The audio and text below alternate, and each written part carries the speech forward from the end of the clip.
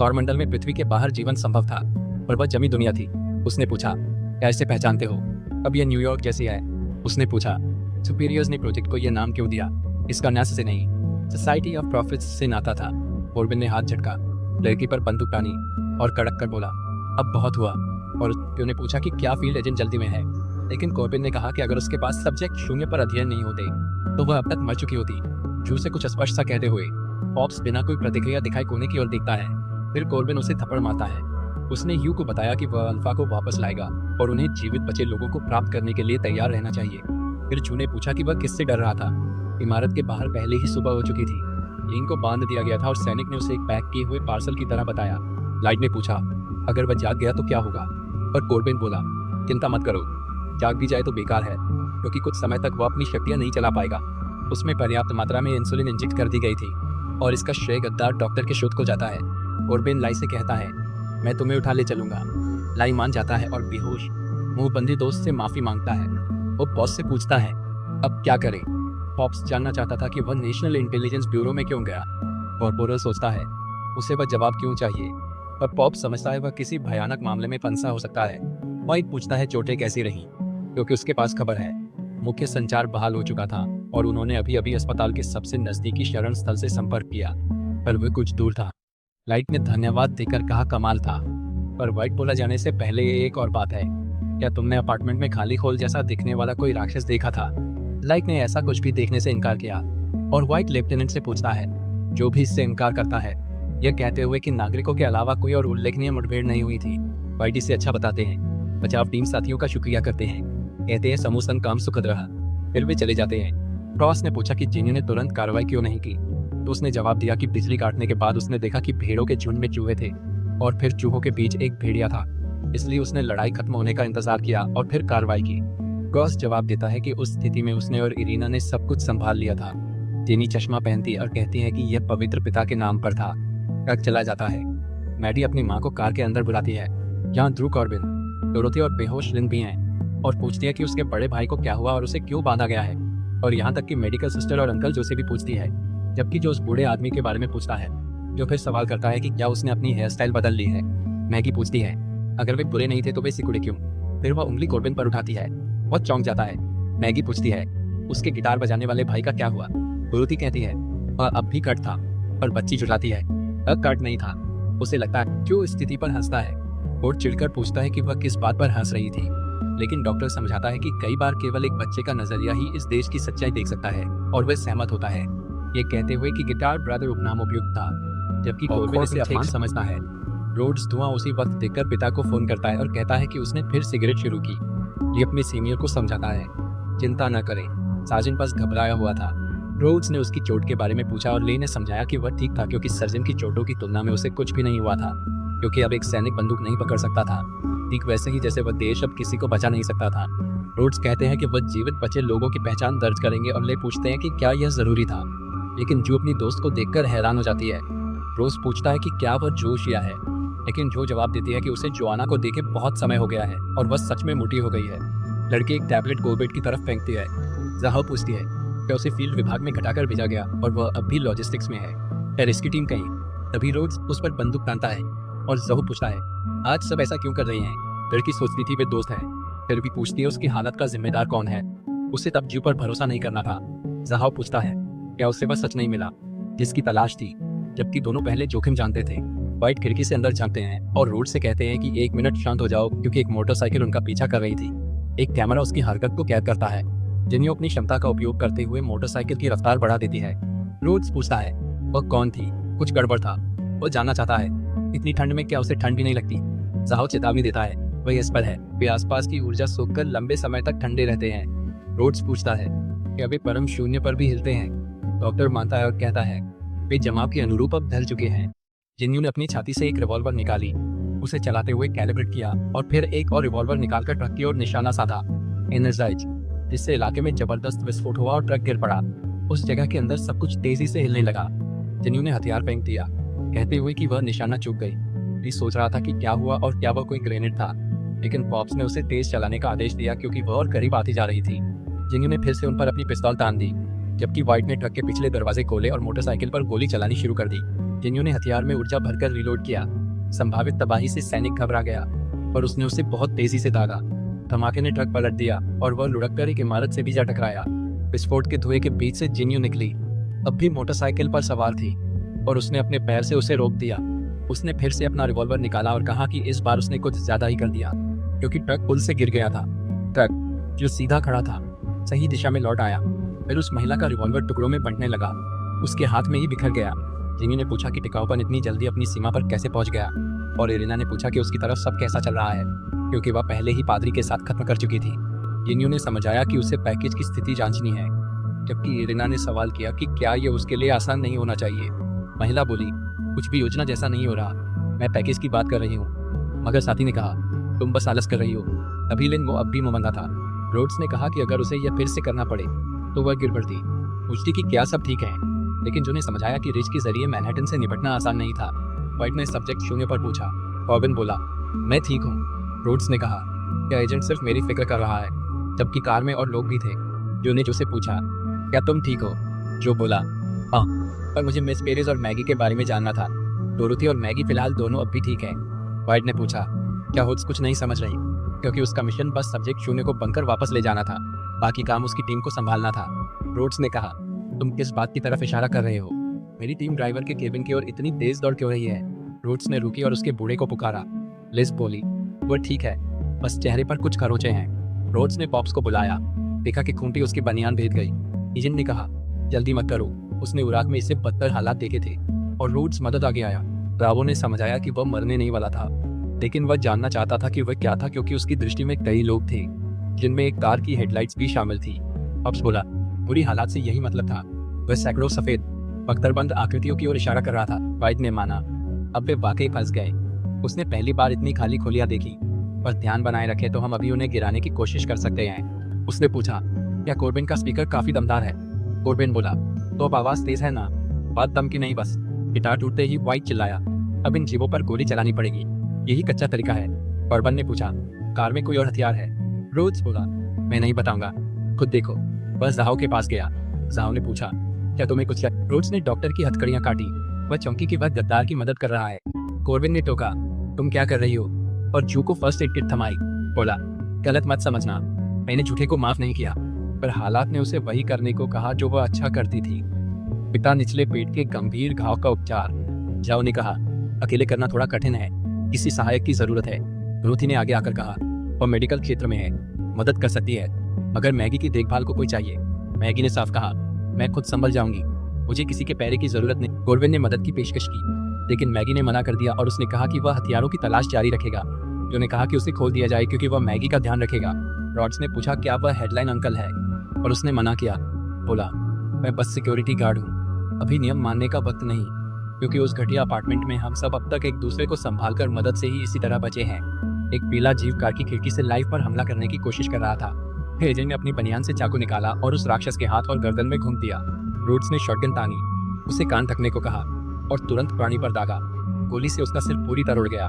Pops ने कहा कि उन्हें उम्मीद नहीं थी कि वे एक ही दिन में 2 बार डॉक्टर को देखेंगे, जबकि जो ने डोरोथी से कहा कि खून बहना रोकने के लिए दबाव डाले।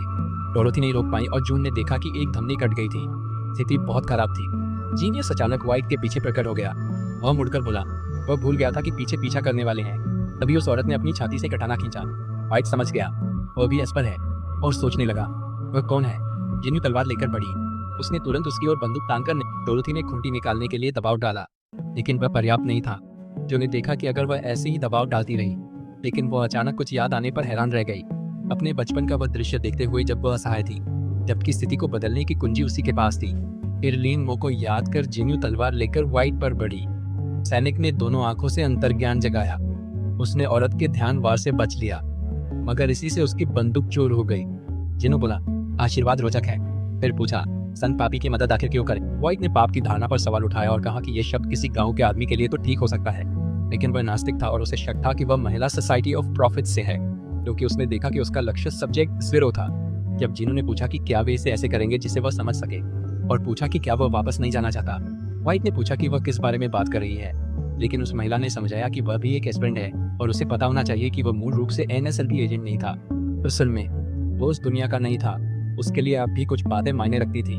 वाइट ने तय किया कि उसे क्या प्यारा है, और उसे वह पुलिस अफसर याद आई जिसने कभी पूछा था क्या वह फिर अपने सीनियर के साथ काम कर सकेगी। व्हाइट ने पिस्तौल नीचे की ओर बोला, बस सही कह रही थी, पहले कुछ लोग मारे गए थे और अब भी कुछ जिंदा थे, इसलिए उसके लिए यह मायने नहीं रखता था कि वह किस तरफ है, क्योंकि उसे बस सही पक्ष चाहिए। वह बस उसी तरफ खड़ा था जहां उसकी अहम चीजें थी और वह सब्जेक्ट शून्य को उसके हाथों में पड़ने नहीं देगा। लेकिन वो अभी भी बेहोश था जब एक गोली उस पर गिरी। जो और कॉर्बिन ने एक प्राणी पर गोली चलाई, जबकि गार्ड ने मैगी से कहा कि वो अपने कान ढक ले। कोर्ट में जॉ को देखकर पूछा कि बचाव दल कैसा कर रहा है, लेकिन डॉक्टर ने अचानक नीचे देखा और लीन मो की सुरक्षा जैकेट उतार दी। कट ने उसका हाथ पकड़ लिया, पूछा कि वह क्या कर रही है, लेकिन उसने उसे कहा कि अब हालात देखो, क्योंकि बाहर कई राक्षस स्नैक के इंतजार में हैं और एक एस्पर लगातार उनका पीछा कर रहा है, इसलिए यह ऐसी स्थिति नहीं है जिसे वे संभाल सकते हैं। गोलियां बस जिन्यू के सीने में घुस गईं। महिला अपनी तलवार के साथ आगे बढ़ी और व्हाइट ने शिकायत की कि गोलियां लग जानी चाहिए थी, जबकि जिन्यू अचानक हैरान दिखी। उन्होंने कहा कि यही वह जगह है जहां छत टूट रही थी। जब उन्होंने अपनी कटाना से उसे छुआ और वह सीधे लिंगमो के ऊपर गिर पड़ी। वह आगे उत्साह से देख रही थी। उसे संभालने वालों को देखकर जाओ ने पूछा, कॉर्बिन अब भी क्यों झिझक रहा है। तभी एक सफेद चमड़ी ने अचानक जिनयी की टांग पकड़ ली। कॉर्बिन बोला, जादू को जादू से हराएंगे, इसलिए जिन्यू ने तलवार से उसे फौरन भेज दिया। कॉर्बिन ने लीन मो की गर्दन में इंसुलिन इंजेक्ट किया। जिन्यू पास थी जब सफेद चमड़ी का खून उसके शरीर पर टपका, लेकिन लीन अचानक जाग गया, अपनी स्ट्रेट जैकेट में तड़पने लगा। महिला बोली, वह कोई संत को लेने आई है। लीन मो बस उसे घूरता रहा, वो अब भी बंधा। जिन्यू ने उसे इंतजार करने को कहा और अचानक उसे विस्फोट की ताकत से दूर फेंके जाते हुए पहचान लिया। लिन घुटनों के बल गिर पड़ा, सोचता रहा कि उसमें क्या खराबी है और वह फिर कमजोर क्यों हुआ, चेहरा ढका क्यों है। झाओ ने चेहरा से मास्क हटाया, बोला उसने उसे ग्लूकोज का इंजेक्शन दिया और पूछा, तो अब तुम्हें कैसा लग रहा है। लिन ने पूछा, क्या तुम्हारा हेयर स्टाइल बदला है, और बोला, तुम्हें देखकर अच्छा लगा। पर जीव ने टोका, बात मत घुमा। फिर उसने उसके सिर पर चपट मारी, पूछी, दिमाग सो गया क्या। लिन मूर्ख सा उठा, पेट घुर्राया, बोला, ऊर्जा कम लग रही है। झाओ बोली, वह और नहीं देगी, क्योंकि उनकी जान लीन मो पर टिकी है। उसी पल गोरे चमड़ी वाले चीखे, पर गोलियों ने उनके सिर उड़ा दिए, फिर भी बचे। जो बोला, बिप बहुत है, उन्हें हराना कठिन है। जो ने पूछा, खाने को कुछ भी है क्या, खासकर ज्यादा मीठा। पर जो बोला, मैं तो अभी डायबिटीज वाली उम्र में हूँ। महिला ने सोचा, लगभग ज्यादातर ग्लूकोज अपार्टमेंट वहीं रह गया, इस हालत में वह लड़ नहीं पाएगा। लीन ने कहा, उसे चक्कर आ रहे हैं। अचानक मैगी ने वो चॉकलेट बार दिखाया, बोली, पापा ने मेरे लिए छोड़ा था, पर उसे अभी भूख नहीं थी। लिन ने सोचा, उसे पिता के बारे में कुछ नहीं पता, पर उसने कहा, नहीं, यह वही है जो उसके पिता मैगी के लिए छोड़ गए। मैगी ने उसे लेने को कहा, क्योंकि अच्छे बच्चे दूसरों की मदद करते हैं। डोरथी ने पॉप का घाव बांधते हुए काम चलाया और रोज ने पूछा क्या वह संभाल पाएगी। फिर लीन को मैगी की बार जल्दी खानी थी और उसने हाँ कहा। युवक ने निशान देखा और बोला, बुरी यादें लौट रही हैं। उसने खाया, कहकर कि अभी नहीं, जरूरी काम बाकी है। जो एक फीके प्राणी के सामने था, पर उसे समझ आया कि उसकी गोलियां खत्म हो चुकी हैं। अपनी स्थिति को कोसते हुए लीन अपने दोस्त की ओर दौड़ा, जिससे जो चौंक गया जब उसने पीछे मुड़कर देखा। फिर लीन ने ताली बजाई, जिससे वह पीला जीव बिखर गया और पूरी तरह से नष्ट हो गया। जो ने देखा, बस एक ही ताली में उसने उसे मिटा दिया और आखिर सोचा, दरअसल क्या यह ध्वनि दीवार का असर है। लिन मुस्कराया, बोला कि यह एहसास उसे अब सचमुच भाने लगा। उसे लगा शक्ति प्रदर्शन से राक्षस। फिर लीन ने उनमें से एक के अंदरूनी हिस्सों पर पैर रखा, ये देखते हुए कि वहाँ कई पीले जीव डर के मारे कांप रहे थे, लेकिन उसे उनके बारे में कुछ अलग सा महसूस हुआ। वह सोचने लगा कि वे उससे क्यों भाग रहे हैं। व्हाइट हैरान था और जानना चाहता था कि क्या हो रहा है, क्योंकि वे पीले जीव भाग रहे थे। टैबलेट ने कहा कि एजेंट व्हाइट समय सीमा पार कर चुका है और अब उसे स्थिति तुरंत बतानी चाहिए।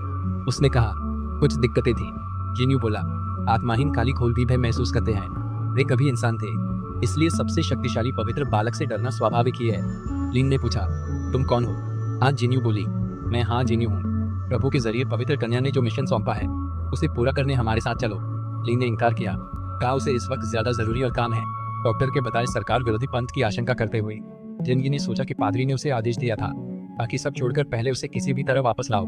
फिर उसने अपने हाथों को अपनी छाती पर ले जाकर कहा कि इस स्थिति में उसने अंतरिक्ष में हाथ डाला और अपनी शक्ति से एक और टूटी हुई कटाना निकाली। लिन सोचती थी, क्या वो अपने शरीर से हथियार खींच सकती है, और ये दरारें क्या हैं जो खालीपन की परतें भी लगती। जिन्यू ने लीन मो से माफी मांगी, दोनों हाथों में कटाना लेकर उस पर चपट पड़ी। पहले तलवार से उसे काटने का निशाना साधते हुए दोनों हथियारों से ऊपर की ओर हमला किया। लीन ने सवाल किया कि यह क्या हो रहा है और क्या उसके पास एक से अधिक क्षमता हो सकती है, पर उसने टुकड़ों में अजीब बात देखी, वे झचरा रहे थे, इसलिए उसने वह संभावना नकारी। उसने एक टुकड़ा हाथ में लिया, सोचकर कि एक बार आजमाएगा, और फेंकने को झटका दिया। प्रोजेक्टाइल ब्लास्ट से आसपास जोरदार विस्फोट हुआ, धूल उड़कर चारों ओर फैली। लीन अचानक हैरान रह गई। सोचने लगी कि उसका शरीर हमले को कैसे झेल गया और क्या वह दरार किसी तरह की जगह की ओर ले जाती है।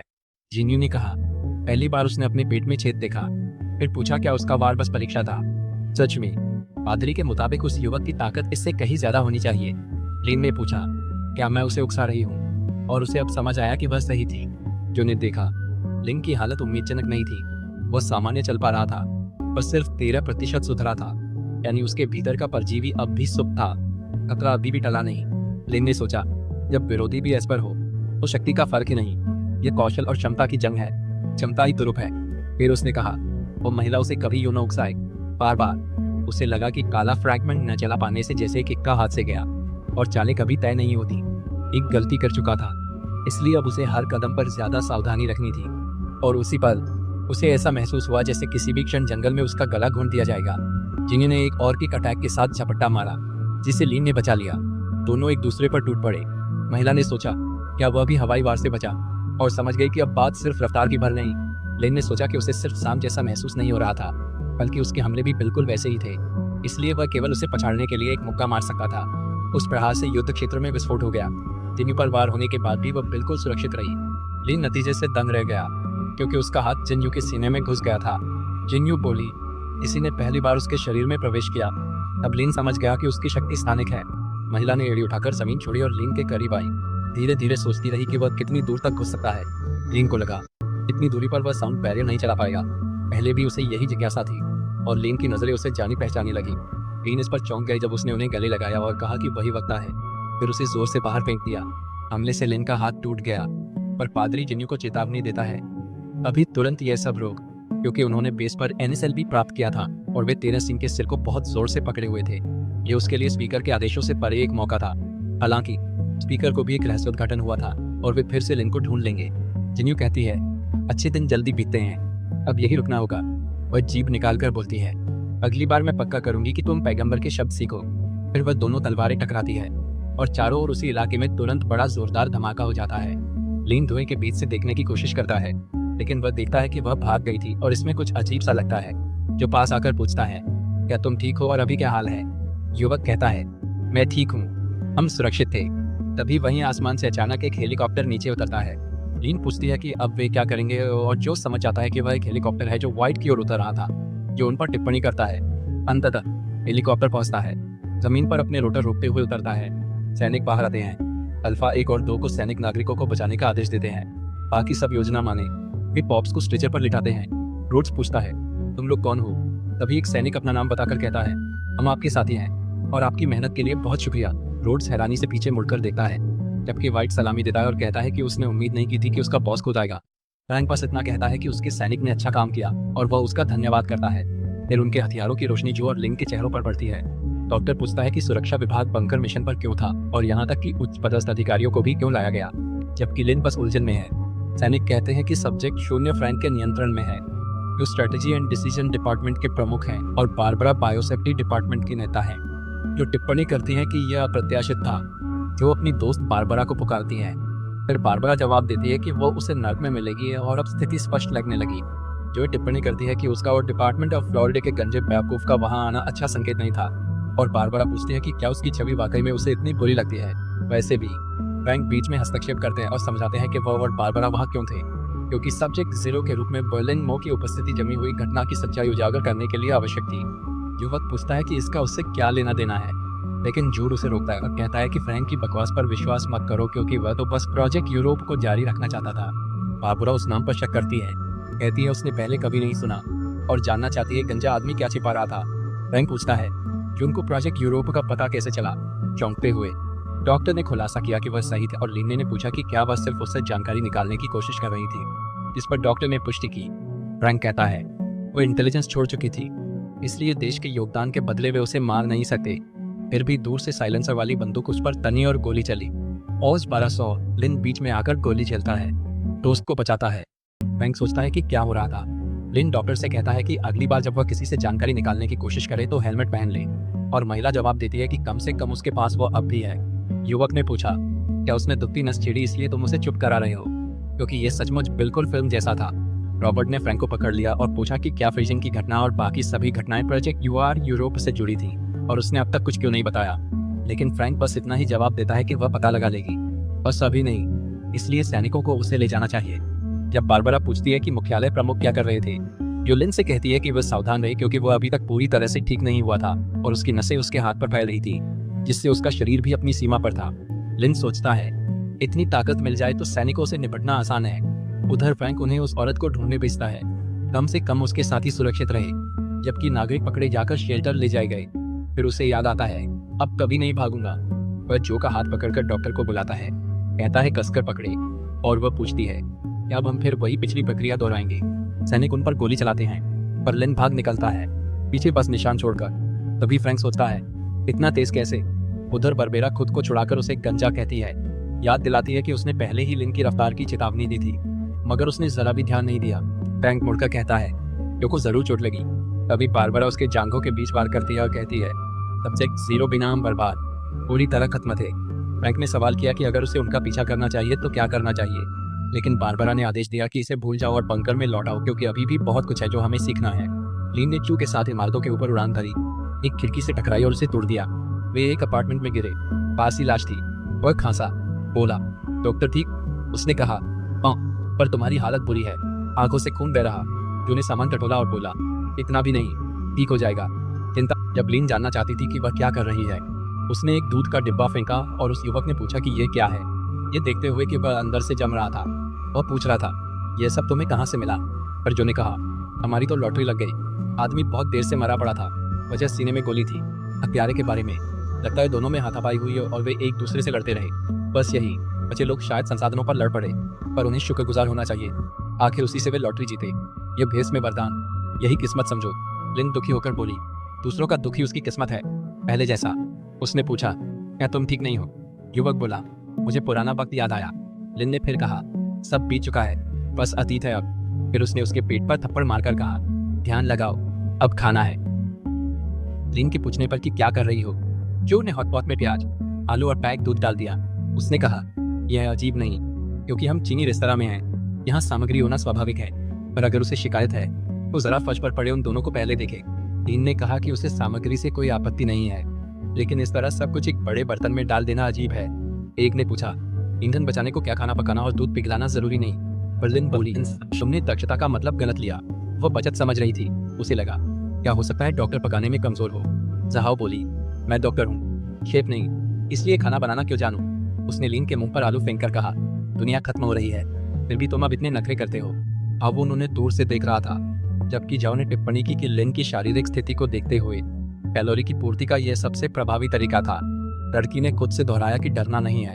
जहाओ ने लिन से जल्दी खाने को कहा क्योंकि वे डेट पर नहीं थे और ठंड थी, जबकि उस आदमी ने खाना थूकते हुए कहा कि वह तो बहुत गर्म है। उसने कहा, लिन का शरीर बर्फीले माहौल के हिसाब से ढल रहा है, पर वह नहीं, और सुरक्षा सूट भी ज्यादा देर नहीं चलेगा, इसलिए इसकी ऊर्जा भरने को जगह चाहिए। तभी जॉन ने लिन के पीछे कुछ देखा, फिर उसने अपनी जैकेट से पिस्तौल निकाली, पूछा कि वहाँ कौन है और टेस्ट सब्जेक्ट को हिलने से मना किया। लड़की बंदूक के डर से कांप उठी, कमरे में पड़ी लाश पर ठोकर खा गई और फिर अपना पैटर्न हवा में गिरा दिया। पैटर्न उसके सिर पर लगा। जो पास आया, पूछा कि वह कौन है और क्यों ताकझांक कर रही है। लड़की बोली, मेरा इरादा बुरा नहीं, मैं राक्षस नहीं, मैं भी तुम जैसी बची हूँ। मेरा नाम पेनी है, मैं यहाँ सामान जुटाने आई थी बस। पेनी ने आग देखी और हाल जानने आई। अगर उनके पास ठिकाना न हो तो जिस किले में वो ठहरी है वह पास ही है और सबको पनाह दे सकता है। जहाओ बोला, ये जाल लगता है, पर लिन ने लड़की पहचान ली और पेनी जोर देती रही कि बात सच वाकई है। फिर उसने देखा, सिगरेट अक्सर खरीदने वाला और फांग अपार्टमेंट में रहने वाला एमआर लिन ही है, इसलिए उसकी कान की बाली से वह चूक नहीं सकती थी। लिन ने सिगरेट वाली बात दोहराई और समझ गया कि वह सचमुच स्टोर की पेनी है। उसे अपना परिचित समझकर लड़की ने उसका हाथ पकड़ लिया, जिंदा देखकर राहत और कृतज्ञता जताई। उसने कहा, उसने सुना है कि राक्षसों ने अपार्टमेंट पर हमला किया था, जबकि लिन उसे बस बहुत मिलनसार मानती थी। फिर पेनी उन्हें सबवे स्टेशन ले गई। लिन ने पूछा, क्या यही वह किला है? यह एक अच्छा छुपने का स्थान था और हाल के बचे हुए लोग भूमिगत जाकर राक्षसों के हमलों से बच रहे थे, जबकि जो ने टिप्पणी की कि ट्रांसमिशन ने छुपे हुए लोगों को नुकसान पहुंचाया था। हालांकि यह स्पष्ट था कि उन्होंने कुछ बदलाव किए थे क्योंकि उन्हें तैयार रहना था, लेकिन यह स्टेशन प्रमुख का विचार था। और जब लिन ने उस भूमिका के बारे में पूछा तो जो ने दीवार पर ग्राफिटी देखा और उस युवक ने जवाब दिया कि यह ब्रुकलिन है, इसलिए यह सामान्य है। लेकिन वह नई ग्राफिटी की बात कर रही थी, सोच रही थी कि क्या वह एक आंख है। पेनी ने उन्हें जल्दी अंदर जाने के लिए कहा और जो ने कहा कि उसने यह पहले भी देखा है। युवक ने पेनी को परेशान करने के लिए माफी मांगी। फिर जैसे ही वे अंदर गए, दीवार पर लिखा हुआ दिखाई दिया कि सूर्य देवता उन्हें बचाएंगे। पेनी ने उन्हें मिलवाने को कहा और बोली, यह न्यूयॉर्क की जिसा है जो झूठ बोलती है। लिन ने कहा, यहाँ की जगह सच में अजीब है। तभी प्रार्थना करती एक औरत ने पूछा, क्या पेनी लौटी और नए लोग लाई? पेनी कहती है, यह महीने के लिए काफी था, पर दोस्त खतरे की चेतावनी देती है, चाहे दिव्य बच्चे की मदद हो। लाल बालों वाली स्टेशन चीफ पूछती है कि बूट पहने औरत तभी पास आ जाती है। पेनी ने स्टेशन चीफ को नमस्ते किया। वो एक आंख पर बेरेट लगाए हथियारबंद नकाबपोश गार्डों संग चल रहा था। चीफ ने पूछा, क्या पेनी फिर ठिकाने से निकली? पेनी कहती है, इस बार कोटा जल्दी निपटाना था क्योंकि भाई बीमार था और उसे अपना योगदान देना था। फिर उसने नए बचे लोग ढूंढे, वे उसके पुराने पड़ोसी थे और उसे अपार्टमेंट की हालत व हालात पता भी थे। लिन सोचती है क्या वह वहाँ की ल्यू दलोंग थी। जू कहता है, जल्दबाजी में नतीजा मत निकालो। स्टेशन चीफ पास आकर बोलती है, मैंने भी देखा, पर नियम वही रहेंगे। सैनिक अचानक लिन और येलो को चारों तरफ घेर लेते हैं। वह पूछता है कि वह क्या कर रही है, लेकिन चीफ उसे घबराने से मना करता है क्योंकि यह सिर्फ एक त्वरित निरीक्षण था। और लिन पूछता है कि वह असल में क्या निरीक्षण करने वाली थी। महिला उसकी आंख में टॉर्च मारती है। यह देखकर प्रभावित होती है कि उसकी पुतली गोल है। तभी वह कहती है, यह नामुमकिन था।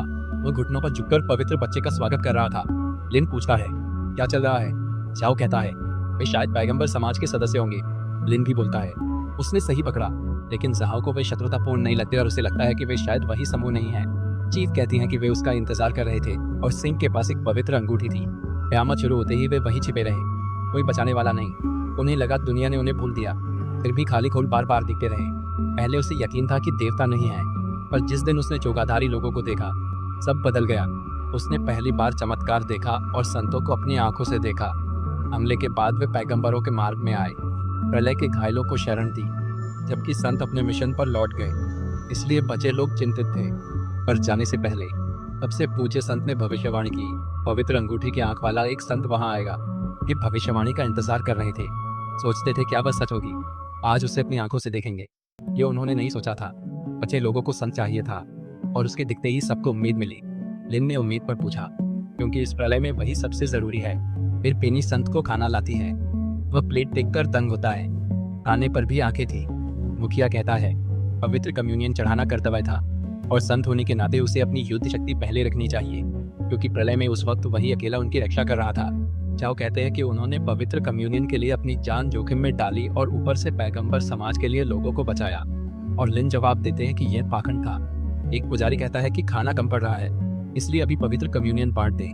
पर वह धीमे कहती है, अभी यह चर्चा नहीं, बाद में हल करेंगे। उन्हें वहां सुरक्षा के लिए संत को बनाए रखना है ताकि हम सब यही बचे रहें। लिन मानता है कि नेता पेनी और बचे लोग पैगंबरों के बहकावे में आ गए। उसकी मौजूदगी ने झूठे यकीन को पक्का किया, क्योंकि अनजाने में उसका इस्तेमाल हुआ। यह उसे खलता है, कुछ करना था। इसलिए वह डॉक्टर को फोन करता है। जाओ हाथ हिलाकर उसे रुकने को कहता है, क्योंकि अभी झूठ उजागर भी करे तो कोई मानेगा नहीं। इस वक्त भी लिन कहता है, उसे पता है, पर उसे उसकी चालाकी पर भरोसा है। वह इतनी मूर्खता नहीं करेगा, इसलिए डॉक्टर उस पर भरोसा करे। उसके पास योजना है।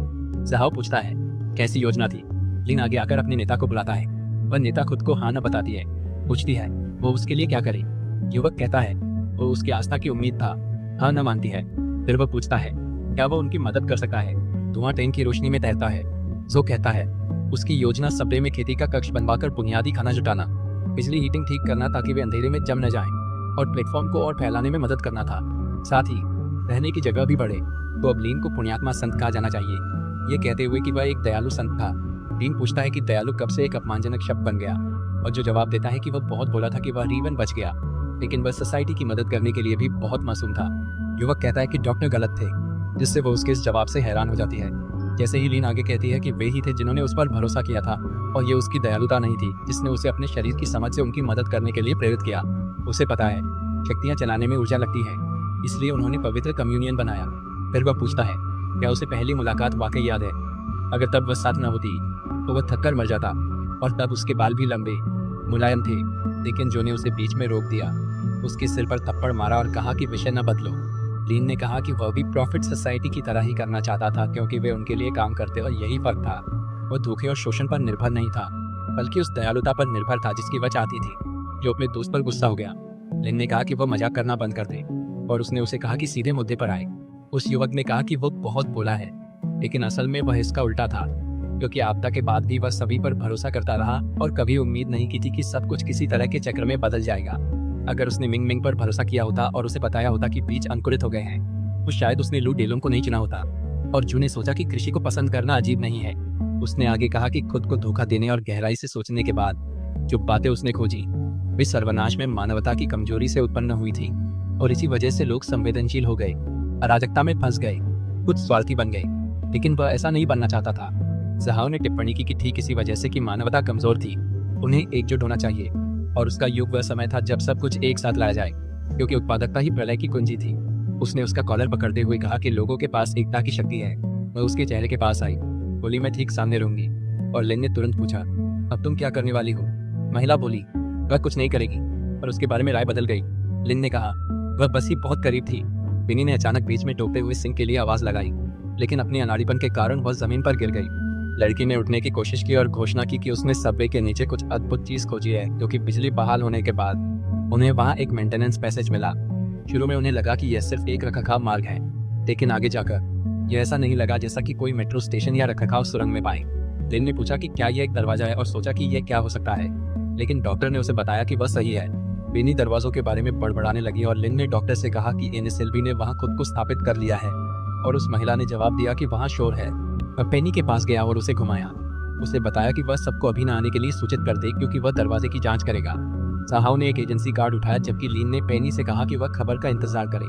दरवाजे ने पहचान की पुष्टि की और डॉक्टर ने कॉम्पल पुरानी चीजों की सुस्ती पर शिकायत हुई। लिन ने पूछा, कैसे छोड़ दिया गया? उसने कहा, वह तकनीकी रिटायर है।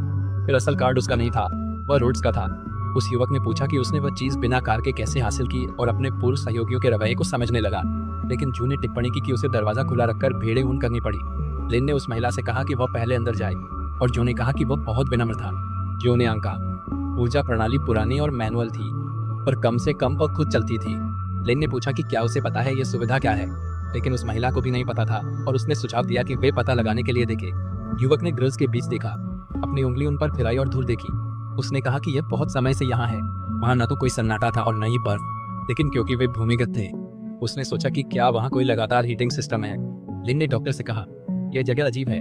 डॉक्टर भी मानी, बोली, वहाँ सब पुराना है, पर नक्शा हाल का लगता है। युवक ने पूछा कि यह जगह किस लिए है, लेकिन डॉक्टर हैरान रह गई, क्योंकि वहाँ एक कंट्रोल रूम था जो एनएसएलवी मॉनिटर से भरा हुआ था। युवक ने सोचा कि क्या ये कोई नाना बेस है। जाओ ने समझाया कि उन्होंने नागरिक प्रतिष्ठान के भीतर एक बेस छुपा रखा था, और लिन जानना चाहती थी कि क्या राष्ट्रीय बजट वहीं खर्च हो गया था। हालांकि महिला ने कंप्यूटर के साथ छेड़छाड़ शुरू कर दी। सिस्टम ने प्रोटोकॉल कोड मांगा और उसने एक कोड याद करने की कोशिश की। तभी उसने अचानक कुछ अलग महसूस किया। फिर उसने प्रोजेक्ट यूरोप का कोड डाला। सिस्टम ने बताया कि प्रमाणीकरण सफल रहा। फिर यह सिस्टम को अपडेट करने की तैयारी करने लगा। डॉक्टर चौंक गया।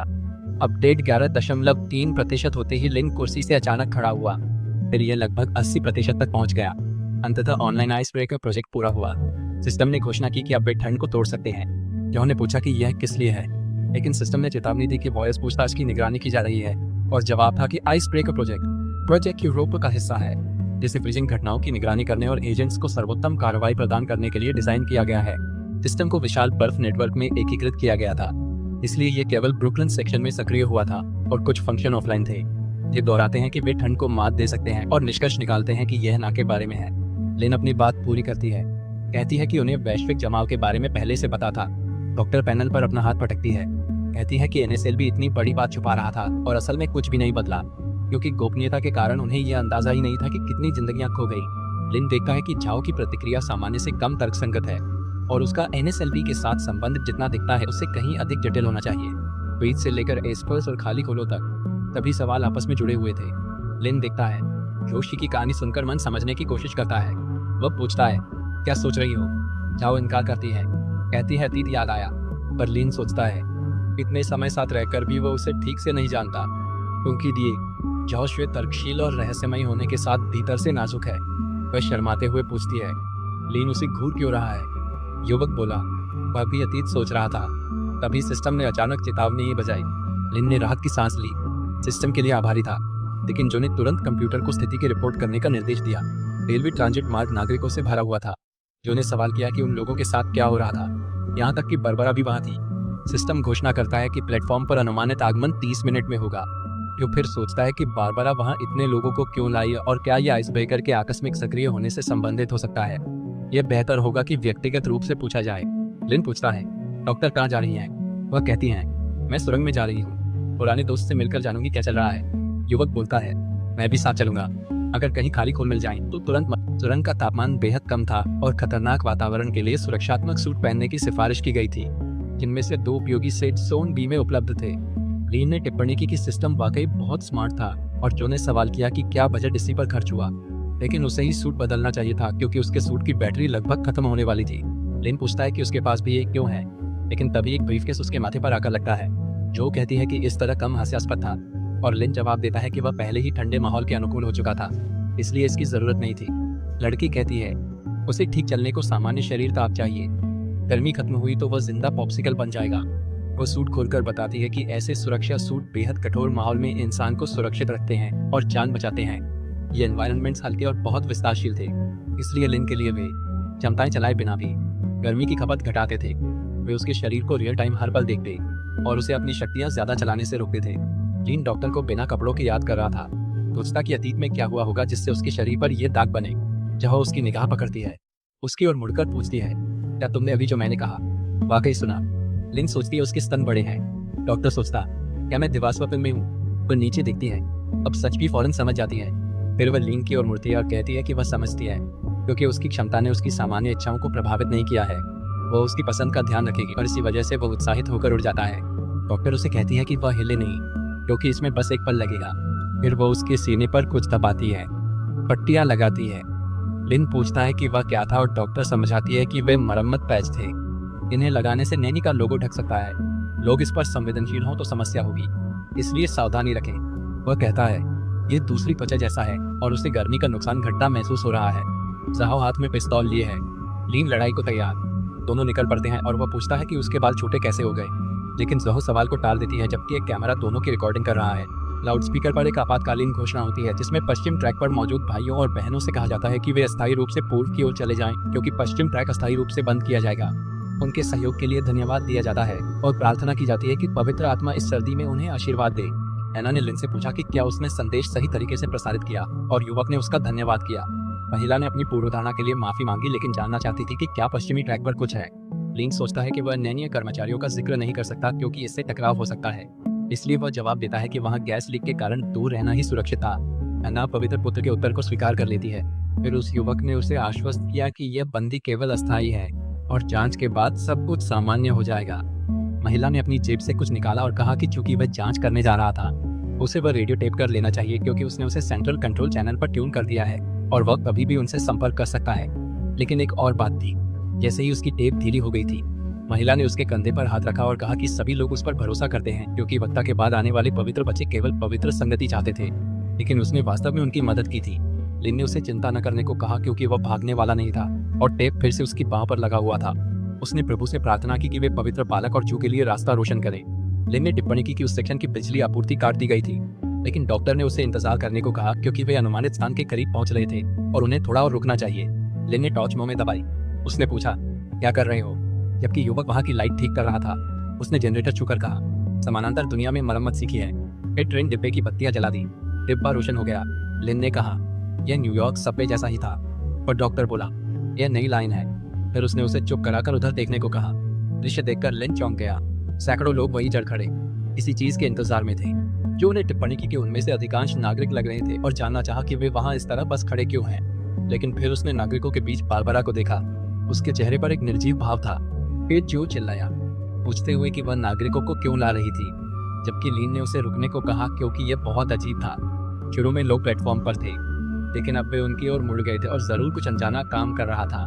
बारबरा बिना कुछ बोले बस अपने पैर कांपती रही, आग की ओर बढ़ती हुई और अपना सिर खोलती हुई खुद को एक खाली खोल के रूप में प्रकट करती है। क्या वो ये देखकर हैरान रह गया क्योंकि उसकी दोस्त का चेहरा एक ज़ॉम्बी में बदल गया। लिन ने खाली खोल देखते ही डॉक्टर को सावधान रहने को चिल्लाया, पर ज्यू ने प्राणी पर गोली चला दी। लिन हक्का बक्का रह गया। इससे झाओ ने बंदूक की मैगजीन खाली कर दी। फिर उसने खाली मैगजीन फेंकी, नई निकाली, हथियार में लगाकर तुरंत फिर से पूरी तरह तैयार कर लिया। झाओ ने कहा, वह थोड़ा जंग लगी है। लिन ने पूछा, इतनी रफ्तार को जंग लगना कहती हो? वह जानना चाहता था कि उसकी पुरानी सहकर्मी खाली खोल तो नहीं बन गई। ज्यू ने इनकार किया, बोला कि वह उनमें नहीं बदला। वे लोगों को सिर्फ धोखा देने वाले, जानबूझकर बनाए गए खाली खोल जैसे नकलची थे। विमिक्स ने सिर खोले, उजाला फूटते ही ज़ो चौंका। फिर उन्होंने छातियां खोली, चमक फैलाई और तेज रोशनी से जो लिन को आंखें ढकनी पड़ी। महिला ने आंखें मूंदी तो अचानक झाओ को सहकर्मियों की बात याद आई।